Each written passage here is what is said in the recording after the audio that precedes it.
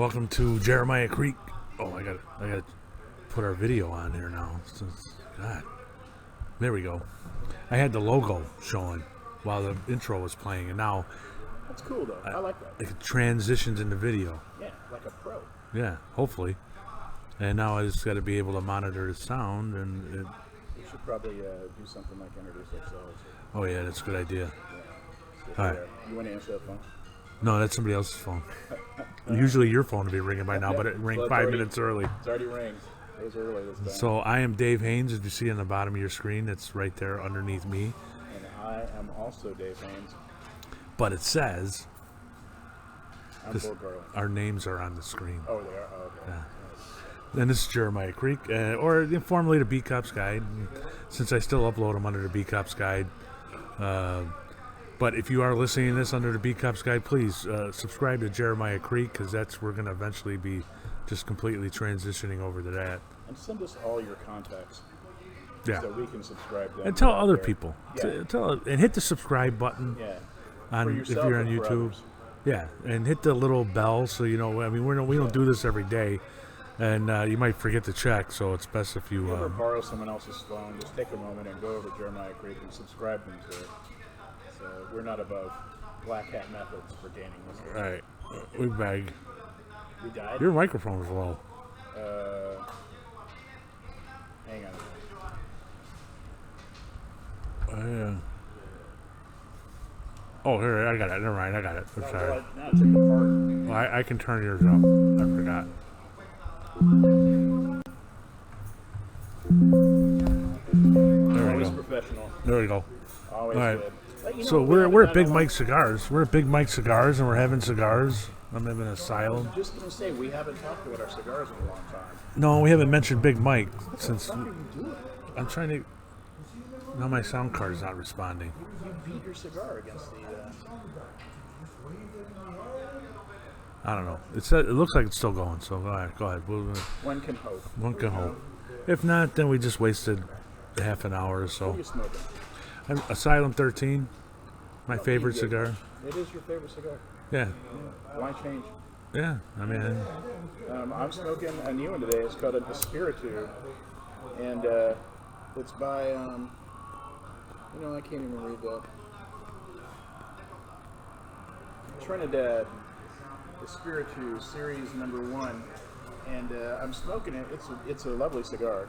It's a kind of medium, but I'm smoking it because I have a friend whose last name is Espiritu, and I'm like, well, I gotta smoke that cigar because have you ever had a situation, and this cigars actually made me think of this because it involves cigars, where you're by yourself and you have a thought and you hear your wife's voice in your head saying something?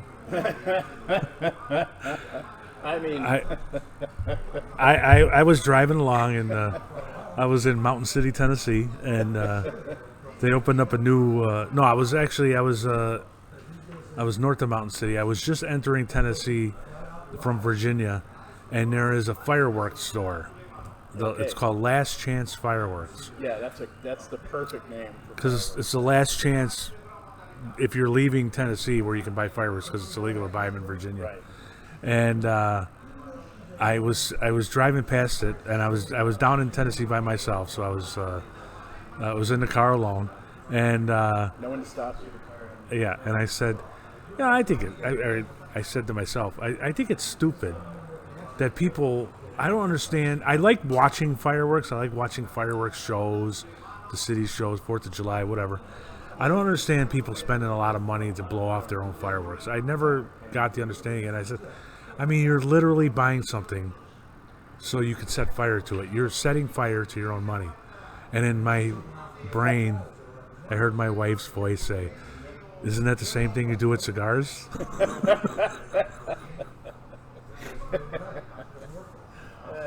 I mean, how do you feel about a sandwich? Well, fair point. Yeah, you're just eating it. You know, I mean, I love fireworks, and but yeah, I don't buy my own for a couple of reasons. One, I'm not good with tools, and that extends to things like fireworks and guns, and who knows what else, microphones. Yeah. And so I probably shouldn't be anywhere near fireworks. It's been many years since I spent money, but last time I did, I spent way too much money on fireworks. Yeah. They were all huge. You know, and I used to go to friends' house. Now, when their kids were little, we used to have all these 4th of July parties. Now that their kids are older and on their own, they don't really have them anymore. Yeah. And Well, they don't go to yours. they spend $1,000 on fireworks, and you know, I wouldn't set them off, and I wouldn't let my kids set them off unless I at least offered to pay for some of them, because I always felt like I didn't want to be using, you know, as far as I'm concerned, they spend a lot of money on these things, Yeah. and yeah, so I don't know. Just was never one thing I wanted to spend money on. But, you know, I used to live closer to you, and I lived in that, what was it, South Edgebrook, I think it was called. Yeah. And they had this little park that was like a softball park that butted right up against the Forest Preserve. So it was really like it was really kind of isolated, you know. Yeah. And you had to be in the neighborhood to know it was there. But on 4th of July, it was ground zero, and I never forget spending a ton of money on what I thought were really big fireworks. And I was like, come on, kids, we're going to go show people how it's done. And I got there, and I forgot about the shirtless Polish man that nobody knows. He doesn't live there. And he had a 2-inch PVC pipe driven into the ground at home base. And he had actual fireworks, you know, the ones that just are round and unmarked, Yeah. and like white, hanging off of his belt. And he's smoking a cigar, and he just light one with a cigar and drop it in and take like one step back. And it was like a cannon going off. And it was commercial level fireworks, and just everyone was standing around. And I would light one of mine. It was like, you know, and then he would light his, and the car alarm would go off. That was the last time I did it. I made a comment one time when I was on the radio about how I used to, when I was in my 20s, I used to hang out with a guy who was a nuclear scientist at Loyola, professor of nuclear sciences or something. And he used to make his own fireworks out of PVC and black powder. That is yeah, no, shouldn't do that. That's dangerous, man. PVC is like shrapnel. And I made this comment. Well, yeah, it turned into little beads. It was pretty cool. And I made that comment, and I got an email, Facebook post from a buddy of mine who was actually his friend. So I met him through a guy. Yeah. And this buddy of mine I haven't talked to in years, although I suppose I read his Facebook posts. And he had listened on the radio and said, "Oh yeah, that was so Chris something and it's that we were, you know." And I loved hearing that. That was a long time ago, and he's still around somewhere. You'd think nuclear physics makes some pretty badass fireworks. Yeah, they were. That's Gandalf level stuff. Yeah, you'd set it off and put it in, and it would set off car alarms 4 blocks around. Yeah. Blank out the sun. The sun would stop for like a half a second. The sun would be like, "What the fuck?" All right, so what are we gonna talk about? We got several things. You want to do? I watched a couple of movies. Okay, Last let's do it. Let's not do the sad thing until later. Okay. Wait, what was the sad thing? Oh yeah, okay. I may not even talk about that. I don't know. So had my buddy over last night, and I had already rented Asteroid City. Oh God, That's new and that is so stupid. well, you stole my thunder. I'm a fan of Wes Anderson. I thought The French Dispatch was an absolutely genius work. Wait. All right. Let me ask you. Let's start from the beginning. Why would you rent that movie? What was it about it that made you want to rent it? Well, I'm a Wes Anderson fan. Okay, so you saw it was a Wes Anderson movie, so you rented it. Yeah. Anything else? I mean, Scarlett Johansson. Okay. Now, I got it because my wife and I saw a movie poster when we went out to a movie. And I don't know Wes Anderson, but I saw who was in the movie. Yeah, like everybody I like is in this movie. Yeah. And I'm like, the cast is insane. all right, and here's the other thing. Now, I don't know if you looked it up at all or looked at the poster. Okay, we looked at the poster and we looked online for about what the movie's about, because until we saw that poster, I hadn't heard about it. Yeah. And after we looked at the poster and looked it up online, had no idea what it was about. Yeah. Nothing in any of their advertising said anything about the plot of the movie. And so after you watched it, did you know what was it about? I didn't make it through the whole thing. It was so stupid. We were having a great time watching it last night, but it is a baffling movie, and it does not have any kind of obvious coherence at all. Yeah, I mean, you can try hard, you can put it together, but it's really not like that. And it's not set pieces like French Dispatch was. San Pellegrino, the official drink of the Jeremiah Creek show. Also whiskey. So yeah, I thought it was a fun movie because it was so damn stupid. All right, and they had a couple of really cool lines, but mostly it was just incomprehensible. You know, but here's the weird thing: like rigorously incomprehensible. Like that's what he was going for. Right. Oh, I understood that. It was the point. It Yeah. was the point. And in the end, you didn't see this part. At the end, there's a scene they're just all chanting, "If you don't fall asleep, you can't wake up." Like over and over again, a whole room full of people. If you don't fall asleep, you can't wake up. What the fuck is this movie about? When it was done, my friend and I looked at each other and just started cracking up. We're like, what the hell is that? So he went home. There was a couple of things we dug, right? So the visuals are Wes Anderson level great. Yeah. No doubt about There it. was. That's true. It was an interesting looking movie. Right, and we realized that high saturated color images that were almost painful to look at were the same as, remember looking at old like science textbooks from like the late 60s? Like when you were a kid and in school, your library had these things. Right. These old like science books and stuff that had these super saturated images that were really flat. That's what it looked like to us. We were like, well, these are taken from old science textbooks.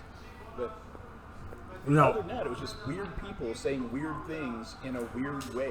And now that you've watched the whole thing, do you want what was the point of I it? have no idea. Oh, Yeah, okay. I don't have a goddamn clue what the goddamn thing was. You I know, know this, that surprisingly, it was actually a literary endeavor. The story was about literature. That I know. Because it's about an author. well, I don't know. I guess I am much less patient than I used to be with movies that I don't like or don't understand. Yeah. I used to never walk out in the middle of a movie, or probably I still wouldn't because of the cost, but online it has become much easier just to go, fuck it, I don't even understand it. Well, we didn't do that this one. So he went home, and I'm like, well, I'm still up, you know? And so there's this new movie on Netflix called El Conde. Okay, it's black and white. It's a vampire movie. Really? These are things I don't normally do. I don't like vampire movies. I do. I think they're stupid. But I love black and white movies. And my wife even said a few weeks ago when we first saw it, she goes, "You're going to watch it, aren't you?" I'm like, "Hell yeah." She goes, "Because it's black and white." I'm like, "Hell yeah." So it's set in like Chile. It's a Chilean movie. It's in whatever fucking language they speak there. I assume it's Spanish. It's about a 200-year-old vampire. And he's old. He's not like eternal youth. He's like an old man. And he's Pinochet. Oh, the leader of Chile okay. that was so awful. He's a vampire, and it's about a nun that comes to exorcise him and ultimately kill him and everything. And it is the most insanely crazy, baffling movie. But unlike Wes Anderson, it had coherence and like you got into it. But it is crazy town, man.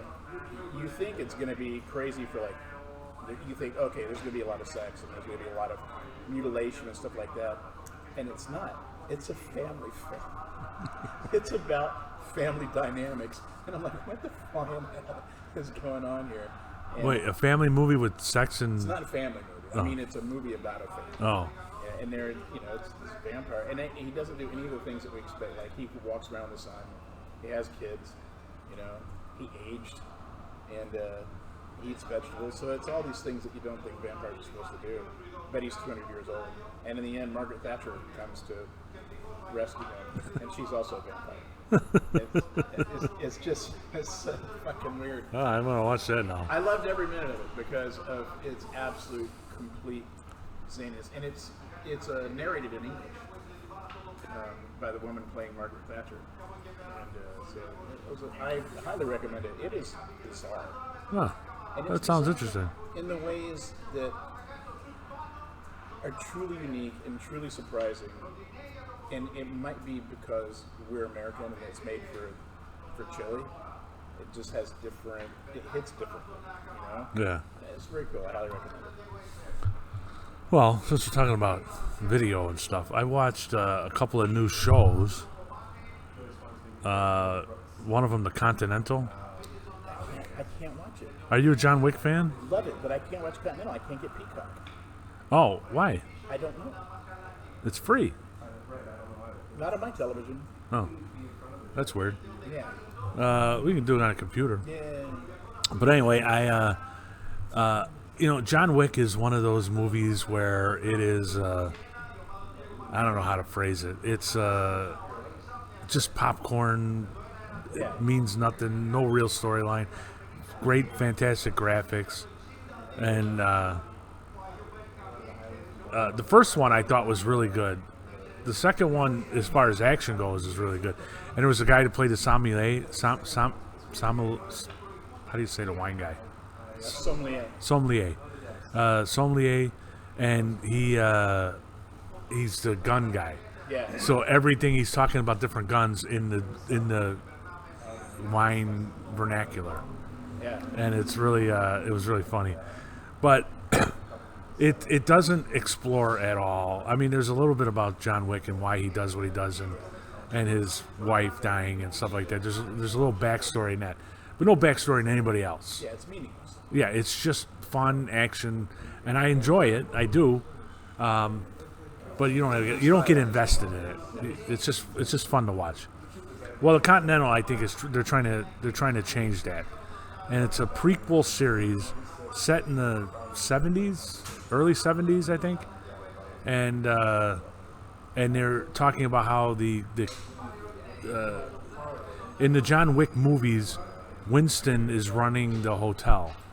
And this is the story of how Winston came to be running the hotel. I've only seen the first episode, and it was pretty good. Good actors, none of whom I know. Mel Gibson. Oh yeah, Mel Gibson. Although it doesn't look like he's going to be around long. But he was actually pretty good too. But he's the only one I know. He kind of T-boned his career with that whole "I hate Jews" beating a car up with a fucking 7-iron and everything like that. Yeah, but who hadn't done drunk bullshit, Yeah, I mean, who hasn't done something really dumb when they're drunk? And he is good at what he does. Yeah, he's a very good actor. Raging, insane, homophobic Catholic. Well, but I mean, to a certain extent, he's got 7 kids or some shit like that, and he's been married forever. So, but like he's a hypocrite when it comes to stuff like that. You're supposed to preach shit, but being a hypocrite in our day and age doesn't mean shit. In Hollywood, It really, at any level of society nowadays, is no longer a bar. And he somehow has rehabbed his career. I mean, he rehabbed his career. I mean, he made what was it, the Madman and Professor and the the Professor and the Madman, which was a wonderful book. a fantastic book. The movie was not as good as the book. No. If you're interested, the book is incredible. Please read the book. Simon Winchester. Yes, because for some of us, it's not the origin of the Oxford English Dictionary. Yeah. For some of us, that is a holy book.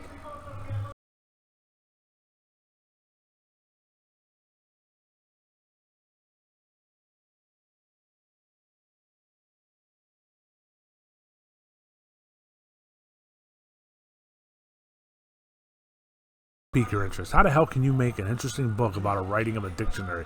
It was a very interesting book. Well, the origin of the Oxford English Dictionary is interesting. Yeah. And because it's the first time that our language has been codified. Right. Up till that, you just had to come close. Like, there was no standard spelling, there was no standard definition. Those things were not standardized. People could spell things. You might have things spelled 4 or 5 different ways in a single document. Right. And so the OED was the first. It wasn't the first dictionary, but it was the first dictionary that people really took seriously. Well, okay.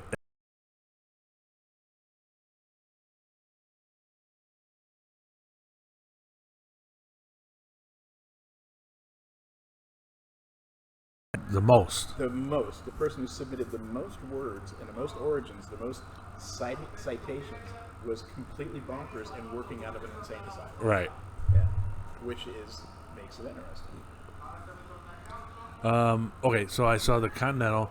The other thing I saw was last night I watched a show called Irrational, and it's on Channel 5, so it's on regular TV, and then they put it on Peacock on Monday nights.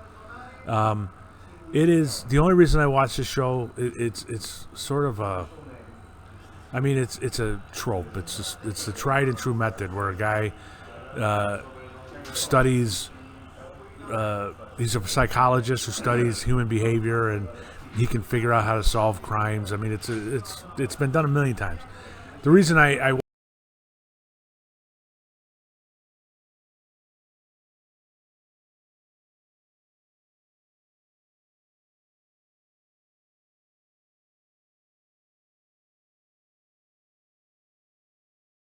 look up his name, but anyway, it doesn't matter. Anyway, the reason I watch this is because I've always liked him as an actor, and I've never seen him in anything else. What I hear is he's done most of his stuff on Broadway. He's more of a stage actor than a movie actor, so that's maybe why I haven't seen him in too many things. But it was an interesting show, and there was an interesting part of the show where he's talking to his little sister, and he says, "You remember that time you got lost in the mall? We were searching for you?" She's like, "No." You were about 7 years old. It was about a week before school. We lost you in Macy's, and then we found you outside the ice cream store about half an hour, 45 minutes later. And she goes, "Oh yeah, Mom was wearing a yellow dress." He's like, "Yeah, I just made that up."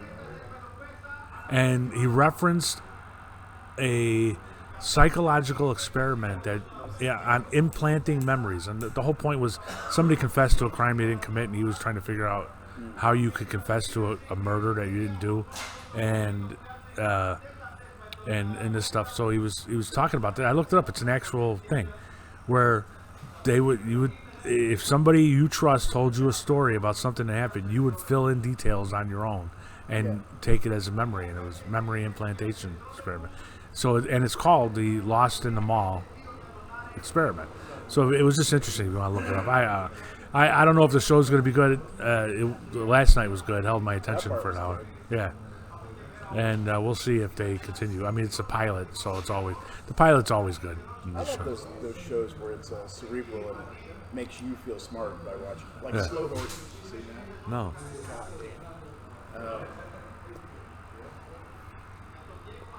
It's a British TV show about a group of members of the MI6. Oh yeah, I have heard of it. They're like the losers, and they're called slow horses because they're slower than the rest of the horses. And it's got what's his name in it. I can't remember anything ever. What is wrong with us? I don't know. I did see that, and I haven't watched it. What channel is it on? I don't know. Because I don't get Apple. It might be on Apple TV. No, it's on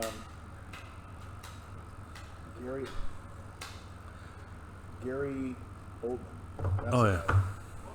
And it's a really good show. What kind of show would we? Well, there was a podcast I listened to recently. Cop in Tennessee. There was a podcast I listened to that I thought, oh man, what a fantastic idea. And I've kind of thought of this in years gone by and never did anything about it. And somebody actually made a podcast. But if you were a fan of Mission Impossible, every show that started off with Mission Impossible and in the movie, they always get a tape. Yeah. And they say, "Jim, your mission, should you choose to accept it, is A, B, C, D, whatever."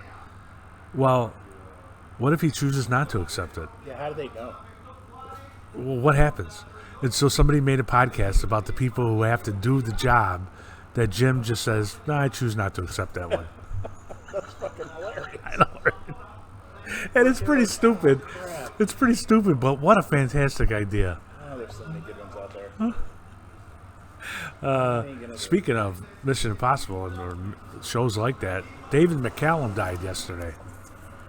Who was he again? He was Ducky on NCIS. He was the medical examiner, but he became famous back in the '60s, I think, being on The Man from U.N.C.L.E. He was Ilya Kushashian. I can't remember. It's been a million years since I've seen A Man from U.N.C.L.E. My wife loved that show. Yeah, well, it was one of those shows that when you were staying home from school, you'd watch it because it was, it came out before I was born, but it was always on Channel 9 or Channel 32 back Plus then. was Money Penny. Yeah. No, that was Bond. What was the name of the woman in I can't Man remember. from U.N.C.L.E.? She doesn't sneeze that. No. If you like A Man from U.N.C.L.E., you'd probably like Endeavor, which I just binge watched recently. Because Really? it takes place in the early '60s, and they went ham on making sure it was perfectly rendered. It's pretty amazing. It happens in Oxford, so I'm all over it because I'm a weirdo about Oxford. Yeah. Oh, that reminds me. I got my daughter's college essay I got to send to you. So what else? All right. So we want to talk about my trip? Please. Well, I went to Tennessee. My first time You going. retire. Yeah, but it was really funny because it's not funny, haha. But since I was getting ready to retire, I've been talking about all the time that I plan to go down there, spend some time down there, half the time, bring stuff down. My job, and I keep telling my wife this, and she keeps saying it's going to be a full-time job next summer, is to move as much down there slowly, so that we don't have to go crazy when it's actually time to move. Yeah. And so this was going to be my first trip. I've been talking about it for months, and she was freaking out when it came time to it. Mostly about the drive down there by myself. I don't know why. So I drove down there, and while I was down there, I was going to set up new internet. It was better. I set up Starlink, which I showed you. Finally got off the waiting list, and then the other thing was we wanted to redo the fireplace, so I was going to get a quote. Now my hope had been that the guy would come in, give me a quote, it would be worthwhile, and he would say either I could start tomorrow or I could start next month. And then that would give me another excuse to go down there, Andy's going down there in October, so that would be, he's like, well, I could start on Friday. And I'm like, fuck. So I had to stay down an extra day. I thought it was going to be longer, but he got it done in 2 days. It was pretty good. What did he do to you? I'm picturing your fireplace. What did he do? Well, the fireplace was basically, it looked like an Adobe stucco southwestern themed fireplace. Yeah, it and doesn't really go with your house. And she wanted a brick facing, so but not red brick. There are these little. I'll show you a picture of it later, but it's they're thin, like layered, different colored bricks. It looks pretty good. Yeah. Cool. And so I did that. One of the other things that I had them do was we have this old utility pole that was left from the electric company or whatever on my property. They switched to a different utility pole, and they left it there. So I don't know. So we wanted to put a flag pulley, use it as a flagpole, and so I got him to go up on the ladder. It's 40 feet high. The ladder he extended the ladder all the way to go up, and they put this thing in there. And I have two flags. I have one regular size flag and one huge 10 by 15 foot flag. And I'm a little worried about it falling down, so I said, he put it up there on Sunday morning, and I was going to put the regular size flag up there and make sure that it didn't come out with the regular size flag before I tried the big flag. So I run the flag up. Doesn't move.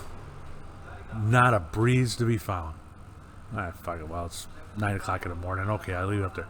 I must have checked on that every half hour. Never moved. There was no wind at all. No. And so there was no breeze all day. And I even said, when we were leaving, I go, I can't believe it hasn't been any breeze all day. He's like, well, you're in the holler. Do you get breezes there? Yeah, we get breezes. And so, so I took the flag down. Next day, I mean, it was like, if you go outside and it's not windy, you could still feel the air move. Yeah. This was like the air wasn't moving. It was strange. And I went to on my way out of town, I went to the dump, threw my garbage out. And the first thing the guy said to me, he goes, weird weather we're having, isn't it? And I go, all right, I thought it was just me. What the hell's going on? And it had something to do with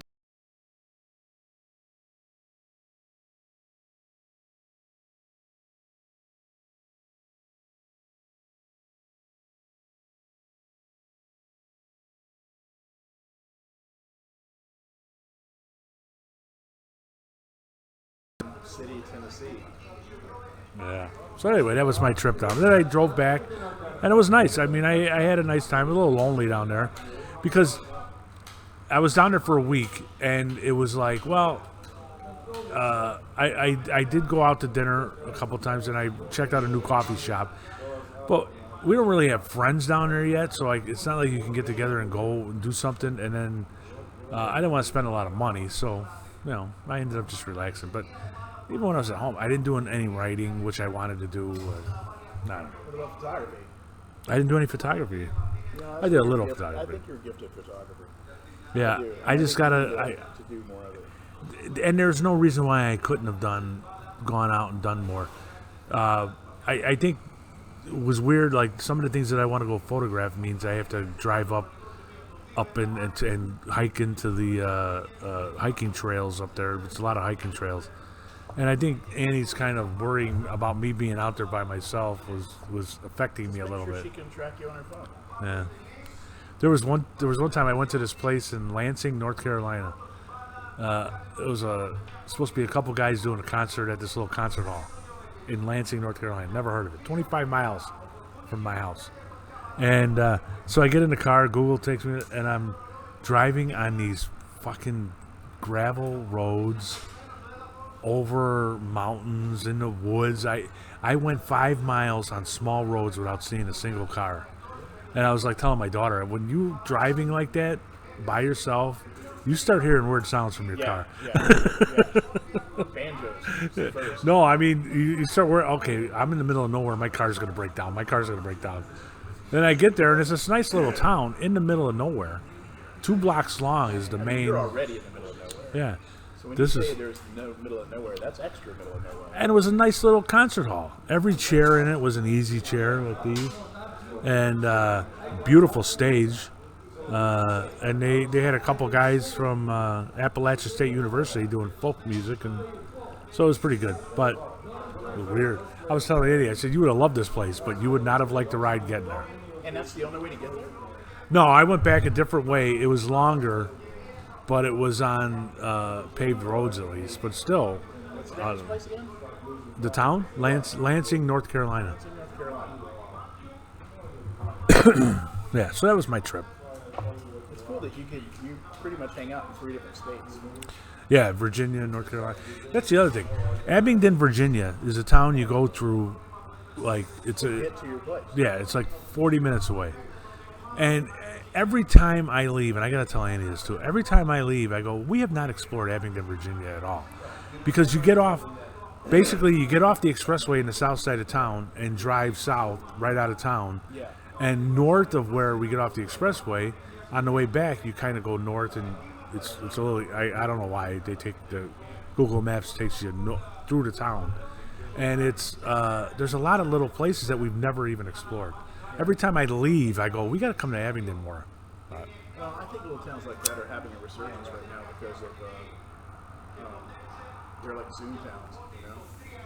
Because people don't want to work in the office anymore, and they're insisting that they get to work remotely, and then they go work in a little town, doesn't cost them anything. Yeah. You know, and so I think these little towns are seeing kind of a resurgence like that. I went to visit my niece back when she lived in someplace in Michigan, little town I can't remember the name of. It's literally out in the middle of nowhere, like you're talking about that. And I'm like, well, this is going to be a sleepy little town. It was not. It was like a college town, but there wasn't a college anywhere nearby. Yeah. Just a ton of people, like, you know, middle-aged and younger, hanging out in coffee shops and art museums and all this stuff.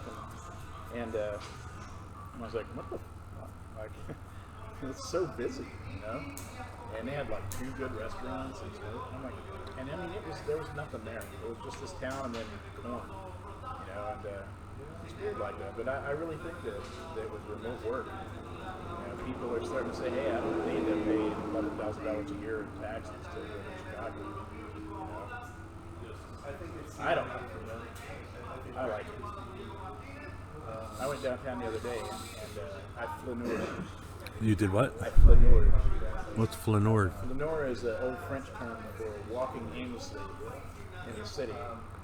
Technically, to be a proper filmer, you have to dress up nice. I hadn't done that. I was dressed okay because I was going to an interview. But after the interview, I walked around. I walked 4.5 miles around downtown and got back on the train and came back. And I just, it's been a long time. I forgot all about it. I live in a town that has a great train stop right there. I can walk to the metro, get off at Union Station. And there's all kinds of things for me to do down there. I've been hiking in the woods and stuff, and I'm like, it's the woods, but You ain't gonna get robbed in the woods, though. Well, I mean, I don't think anyone's gonna rob me. Nobody looks at me and goes, that guy's got stuff. They look at me and go, he probably smells weird. So they're like, I'm not gonna rob him. I'm like, Did you see a video of the guy that got jumped and just beat up and stuff? no, don't tell me about stuff like that. Here, hold on. Downtown's getting weird, man. I know that a lot of weird stuff's happening. Like, I don't like driving down anymore because I have a kind of a collectible car. Yeah. And it's real easy to crawl underneath and get the catalytic converter, And I've already had my window busted once. There wasn't anything to steal, but they busted my fucking window. And I don't want to deal with that again, So I drive down to Rogers Park, or Ravenswood. But I don't really like to go further. No. But we had when I was in Tennessee, somebody tried to steal a catalytic converter right on Milwaukee Avenue there, Milwaukee and Ardmore or Bryn Mawr. Yeah, it has gotten weird. And somebody yelled out the window, "Hey, stop that shit!" And they fired 30 rounds at his apartment. Good God, are you serious? Right on Milwaukee Avenue. Shit, man. That must have been terrifying for that guy. Yeah. Well, we're probably going to have to move to Naperville because my wife's new job is it's an hour and 20 minutes each way, and that's not fair. And you can't tape that company helicopter every day. Not every day. No. and the thing is that they have a policy that you're not allowed to work on the phone while you're driving. Really? Yeah, and so for her, that's excruciating. Why don't you drive her? It still wouldn't be able to do it. It's a hardcore policy. And yeah, no one's going to drive her. Did you say, why don't I drive her? Yeah, why don't you drive her to work? I fucking want to do it. I would do it Why? for my wife because I care. You son of a bitch. Thank God she doesn't listen to this shit. No, it would be terrible the whole time she'd be going, no, get around that guy. Yeah, no, it's and also that would require me to get up at like 5:30 in the morning, and that's never going to happen. Just have her sit in the back seat and she can talk on the phone and do stuff. No, and shut up. No, probably what'll happen. There's two things that might happen. One, she might get a very small studio apartment and stay there 3 or 4 days a week, or we'll move. Well, I'm not sure which one it's going to be. I'm going to take another drink of the official beverage of the Jeremiah Creek. We need some advertisers. Oh, we definitely do. San Pellegrino. Actually, I might be getting a sponsorship for All American Whiskey. Really? Yeah. We have a section called Death by Dive Bar, and it's a literary section. And the idea is that we get a really good writer to go to their favorite dive bar and write a love letter to that dive bar while they're sitting there. And we want it to be very literary, And there's this company called Mountain Green that make a fantastic whiskey in Texas, but they just came out with an expression called unabridged. I'm like, So I'm kind of talking to the guy, talking about maybe having them be the official sponsor for that section, and we will be able to afford to pay some really decent writers to go do this, and which I think is cool. I love the idea. We've had a couple of people do it, but they weren't really writers. Well, how would you do it? What do you mean? What would this look like? They would give us a check for enough money to cover like six. No. What would the writers do? So the writers have to be established writers, and they would go to a dive bar at say 11 in the morning or 1 in the afternoon, and they would hang out there for as long as they want to, and they would write while they're there, and they would write about the bar, and it would be kind of a love letter to that bar and to dive bars in particular. But that's a very broad thing. We don't really care what they write. Okay, and then what would you do? Put it on the site as a letter? We have a department. Well, it's an essay. But you should do a video. No, Where guys sitting there and they're narrating the words as maybe. a 5-minute It's not a bad video. idea, but I don't know. The thing is that we're definitely a really trying to morph into long-form journalism on this thing, and we're taking all of our cues from this magazine called The Bitter Southerner. That's what I'm benchmarking against, and I love the way they do things. And but we don't review whiskey; we write about other stuff. And so the magazine definitely already has kind of a literary thing. We've won a bunch of awards for it so far. That's the way I want to go with it, and I want to bring that in. And what I'd really like to eventually do is we want to do a whiskey subscription box. And I think it'd be cool if in that box there was like a monograph from a writer, as a thing that you can only get in that box. I think that would be really cool too. But the thing is, we already made a decision that we won't have anybody write for us if we can't pay them. We don't have any money. Yeah. So to have a sponsor to pay them like $300 a shot, that's good money for them. And then we can hire good writers to do it. Or just people that we believe can write something. Maybe they're not a writer. That is our goal. But we might have, if somebody like I can do this, and we're like, what do you think you can? We do it. I don't know. Do you pay for their drinks while they're there? They're getting $300. I mean, that's their. They can figure that shit out.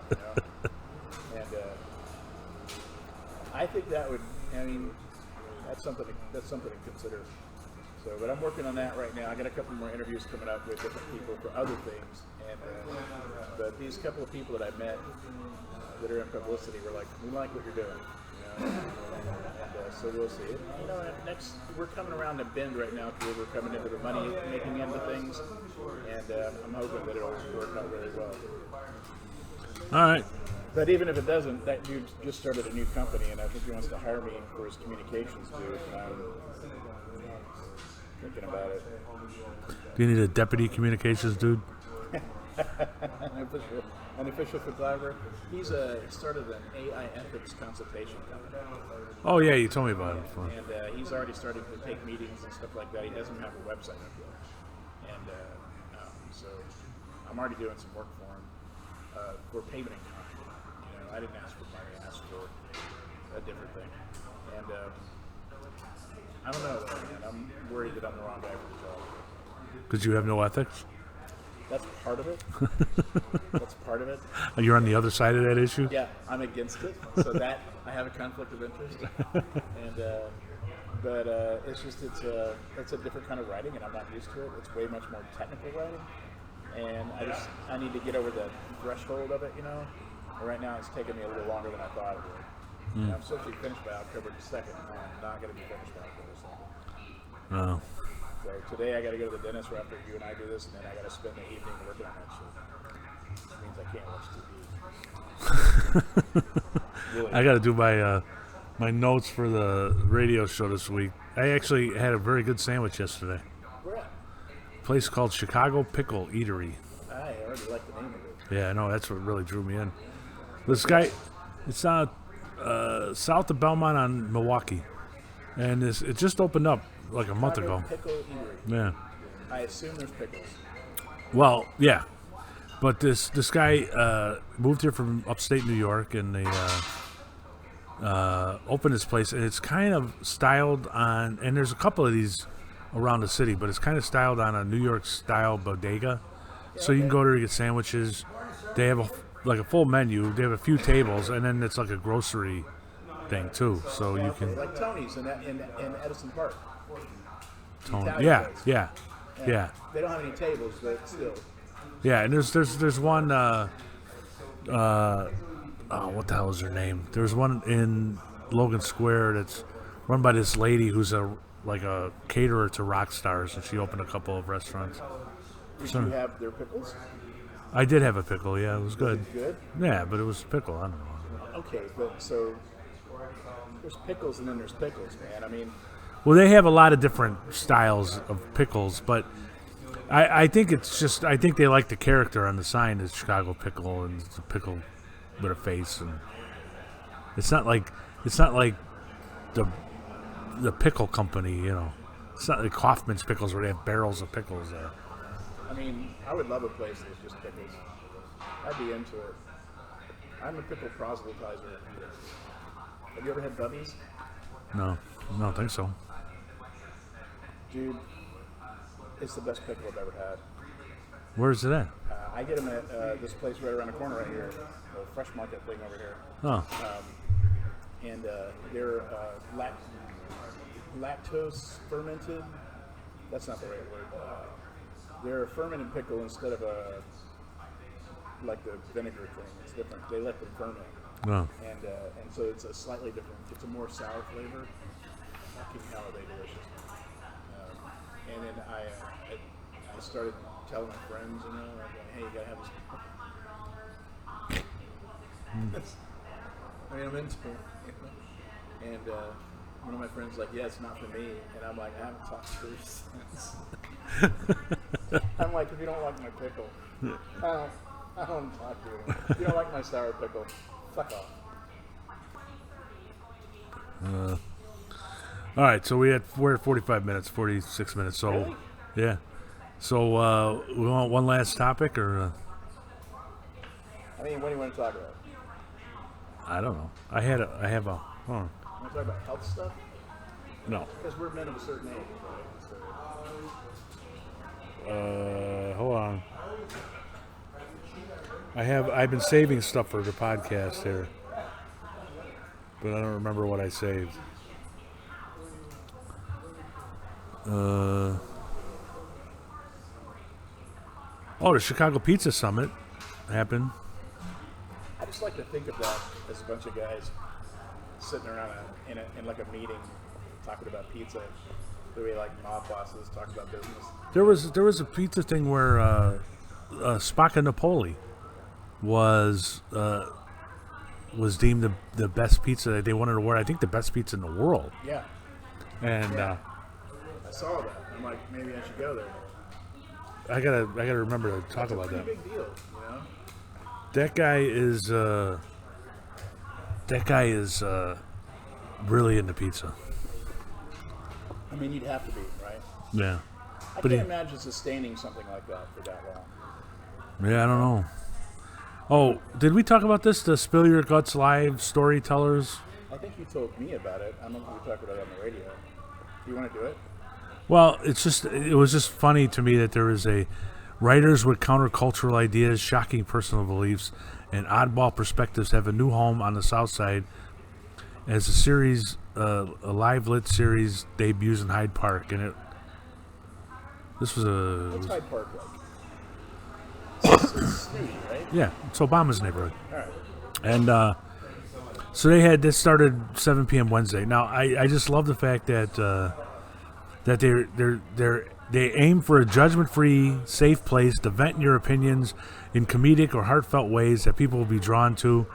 And I'm just aiming for a catharsis for writer and a fantastic Wednesday for the audience. All right, so it's an open mic, and they do pick the 6 authors. It's not like you can show up and. All right, so. Yeah, because you'd have to. They've got to vet that stuff right. because otherwise it's all just going to be people talking about their childhood trauma. Well- Nobody wants that. So their first 4 paragraphs are about how this is an open mic, there's judgment free, it's a safe space, yada yada yada, and then they get to the 1, 2, 3, 4, 5, 6, I feel some 7, fine prints coming up. 8. The 8th paragraph, where the guy says, controversial thoughts are welcome, but some opinions are morally and ethically incorrect. I'm not giving my stage to people who have opinions that are corrosive to morality. So it's not a completely judgment-free zone. Yeah, but okay, but you know what I mean? Yeah, but you know why it's like that, right? You know what? You know why it's like there'd be some guy up there going, "I should be allowed to be in love with children" or something. Right, yeah. Well, I understand. But the point is that if you don't set the guardrails up, all right, we're not going to allow you to talk about pedophilia or racism or Adolf Hitler or whatever, you know. They will let you talk about racism. But only if you're a victim of it, not if you want to complain that you were accused of it and Here's didn't. what I hate about Canadians. Oh, well, I'm sure that's okay. I mean, we can all agree on Canadians. Yeah, I mean, come on. Now that we know that Macron is wait, no, he's French. Who's the Canadian one? Trudeau. Is it Trudeau that he's the guy? Justin Trudeau? Is No. he the one who's been snorting cocaine? Which one is it? Well, he has snorted cocaine. I mean, he looks like he's high all the time. I think The young guy, I president. think it was Trudeau that recently got sort of spanked for everyone's like, we think you're locked in your hotel room doing cocaine. Oh, I haven't heard that one. But No worse drug than cocaine. It's just there's nothing good about it. I don't know. What do you mean? It's an asshole magnification drug. Yeah. If you're an asshole, you're a way bigger asshole. And if you're not an asshole, you'll turn into a little bit of an asshole. That's all it does. It makes people Do they assholes. still have? I haven't. You know, I mean, I've only been retired for a month, but my last few years on the job, I didn't see powder cocaine anymore. That's all because it's all middle class. Yeah, you never get caught. Yeah, no one gets caught because it's middle class stuff. You know? But I mean, no one I looks don't at know. I don't know. Like, oh God, you can't go 5 minutes without conversation turning into gummies and vaping and cannabis and stuff And stuff I don't these like. days. All that's all legal. But I don't hear anybody talking that they do cocaine anymore. Yeah, I Even- mean, if you're in the food service industry, Really? oh yeah. I should ask Nate if he's heard that. I'm sure. I know he doesn't Chefs do and it. bartenders are snorting coke. My son passed his fire physical, What so does that mean? Is he going to become a fireman now? he'll be in a class coming up. He hasn't been called yet, but he's doing everything he needs to do. Pretty cool. Yeah. My son hasn't done anything. Well, that's good. Yeah. Maybe he knows where he gets a couple lines. No. Last but not least, my wife is on a business trip for the whole week in Minnesota. And she's in this new company. And it's a whole new experience for her because it's very corporate. And they're a very well-to-do company. And they're not a company that's completely subject to market fluctuations because of their product and their services are beyond that, right? Yeah. Because they deal with water. It doesn't matter about the market. The water's got it. And they so this is the first corporate retreat, and she's there with leadership from all over the country, all over the world, and everything like that. So last night they all went to a Kelly Clarkson concert. Right? Wow. I know, just them. And but she's got to do all these meetings and everything. She spent all this time getting her clothes ready and making sure she had the right shoes. And she's got 2 pair of boots that are exactly the same boot, but one is a half size bigger than the other. And she was looking at them, and she grabbed 2 and threw them in her suitcase, and went to Minnesota, and she grabbed both right shoes. No, Wow. actually, she grabbed both the left shoes. So the jokes have been flying. She got 2 left feet up there, and I had to mobilize and FedEx her 2 right shoes for her to wear them. But I thought it was pretty funny that here's this person who is arguably the smartest person any of us have ever met, and she ends up with 2 left shoes in Minnesota. I was at a family gathering, and my daughter's getting ready to go to college, and so one of the uncles was like, "So, where's she going to go to college?" And I said, "Washburn College of Mortuary Sciences." And dead silence.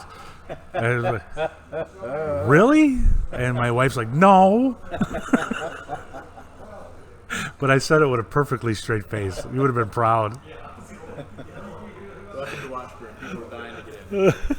Hey, you know what? That's a business that's never going to go out of style. There's more people living now than there have been ever on Earth. Yep. You know, a lot of work. Yeah. My dad dated a mortuary person for a while. She was hot. Do you think they ever went to the mortuary? I would. I mean, those drawers, that You never know. you could do something. There's something there. Get on there and slide that door closed. I mean, you could do something there, man. All right. You're a sick mother. Yeah, we're getting a little, we're going off on a bad tangent here. Isn't that our MO, though? Pretty That's soon what we're we going to do. start be designing a movie based around porn in a mortuary. Now I'm already thinking. Yeah, right. I know I could implant that in your mind. So, All right. Well, thank you for joining us, Jeremiah Creek. And if you're listening on the Beat Cops Guide, we're converting over to Jeremiah Creek. Hopefully this will work out because I'm trying a new way of recording it, so we'll see. And thank you for joining us. If you know any advertisers, send them our way.